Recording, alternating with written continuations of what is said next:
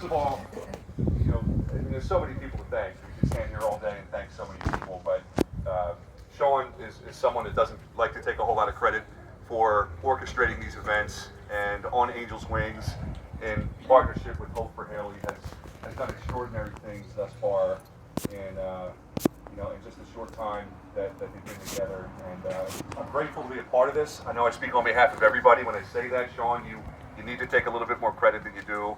And You're here. I'm thankful. Everybody here is thankful. The Jacksons are thankful.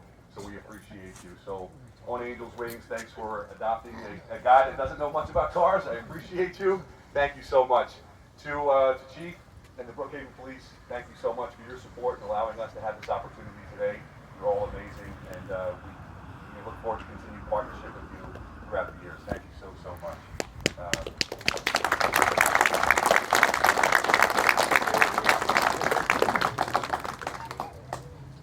So just a couple of things. I was actually kind of jotting down, voice to text, by the way, in the car, voice to text.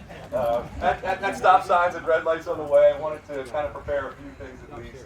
And, there's just so much to say, and I'll try to be, and sometimes get criticized for being a little long-winded. I'll try to cut it to get to the points I want to hit.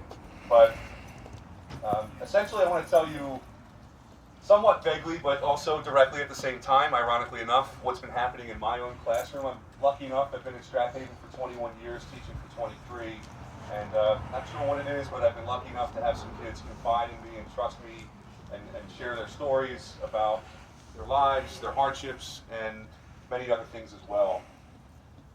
This year I can tell you more so than ever. Normally it's a conversation that you have and you tell them that you're there for them and whatever you need, I'm here. You need extended time on homework, don't worry about it.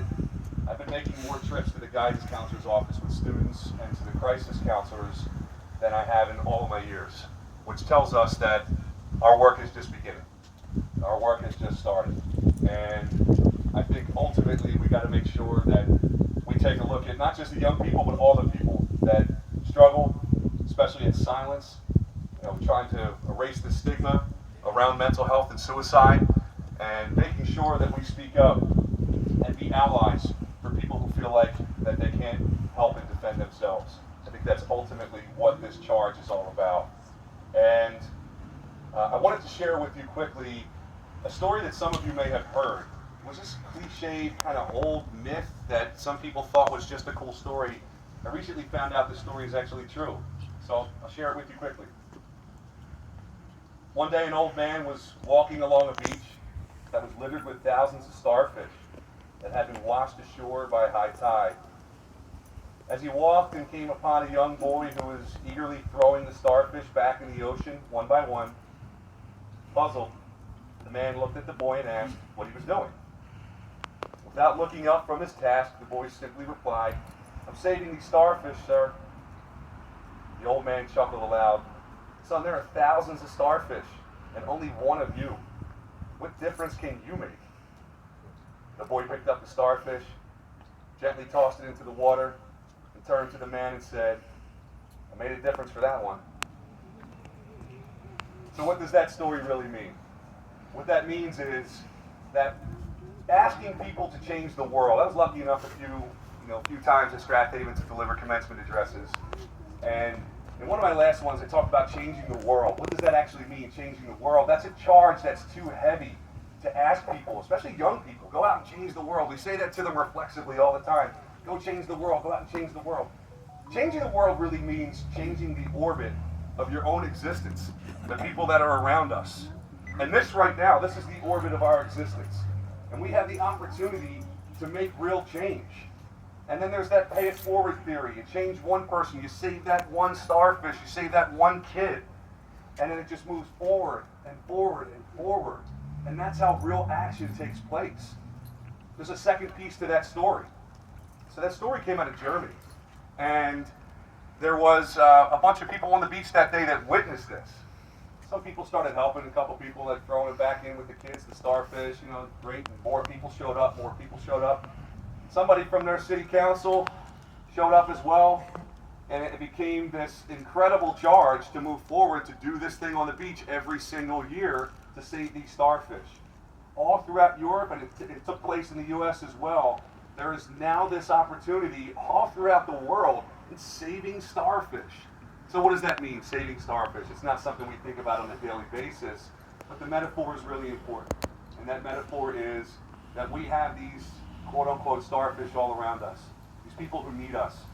And whenever there's an opportunity to take action, that means there's a responsibility to take action as well. So here we are with an opportunity, an incredible opportunity through an awful tragedy that so many of us suffered. And it was painful, and it's still painful, and we still feel it. So we can suffer in silence, or we can move forward and take that charge that Hallie Jackson left us with, that proverbial baton that we need to run with to finish her race, which is to save as many people as we can.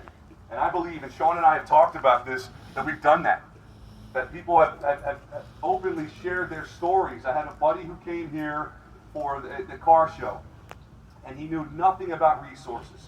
And he said his daughter was hurting. He picked up a bunch of pamphlets from the table that was over there, and his daughter is getting real help. So there's one example of a starfish that was thrown back into the ocean. She's on the medicines that she needs, she's in the therapy that she needs to receive, and she's got an entire army of people supporting her.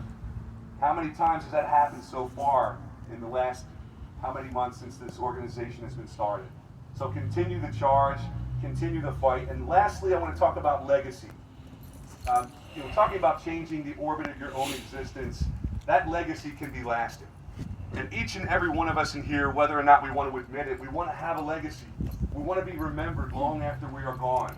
And some people will admit openly, I don't care what people think of me. And that's fine. You don't have to care what people think of you. But you should know what people think of you. And the fact that you're standing here today tells me that your legacy is strong. And you're helping to carry the legacy of a little girl who meant so much to so many people. I don't know how many people know Rascal Flatts, but I was listening to that on the road, had the windows down, a little chilly, but it was worth it. Song blasting. I was paying attention to all the stop signs and everything. Not their township. Mostly. So there's a song by Rascal Flatts that talks about legacy. Wasn't until I saw my daddy's name in stone I knew. It ain't a question of if they will, it's how they remember you. Did you stand or did you fall? Build a bridge or build a wall? Hide your love or give it all? What did you do? Did you make them laugh or make them cry? Did you quit or did you try? Live your dreams or let them die? What did you choose? When it all comes down, it ain't if, it's how they remember you. If you're lucky enough, and I hope for this as well, for a few lucid minutes on my deathbed, hopefully many years from now, I hope I have the opportunity to thank the amazing people who've been in my life, and also to know that I affected someone. And I can assure you, if you've ever questioned, if you've ever affected anyone, I'm telling you right now, and I speak on behalf, I hope I have the privilege and opportunity to speak on behalf of the Jacksons. You have affected people, each and every one of you here in your own way, and you're continuing this journey.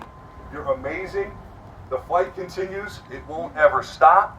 And as Sean kind of alluded to the other day on social media, as he directly alluded to, this ride continues. This ride continues.